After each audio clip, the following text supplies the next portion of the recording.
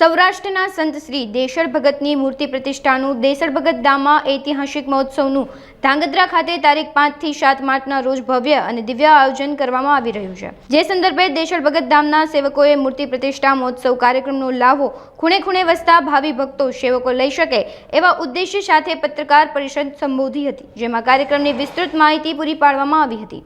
સમાજનો ધાંગધ્રા પ્રાણ પ્રતિષ્ઠા ઉત્સવ મોટે પાયે છે અને આશરે 3 થી 4 લાખ માણસોનું જમણવાર એવું મોટું સમિયાણું અને આખો સમાજ ગુજરાતમાંથી પધારવાનો છે અને સારામાં સારી રીતે અમે પાર પાડી અને વ્યવસ્થિત બધું કોઈ વિઘટ ન આવે, બધું પાર પડી જશે એ અમને આશા છે અને અમારો આખો સમાજ અમને સાથ સહકાર આપે છે અને વ્યવસ્થિત એમ કે 3જા મહિનાની 5, 6 ને 7 તારીખનો પ્રોગ્રામ છે। 5 તારીખે ડાયરો છે, 6 તારીખે ડાયરો છે અને વ્યવસ્થિત બધું નોખું બધી આખી સમિતિઓ બની ગઈ છે।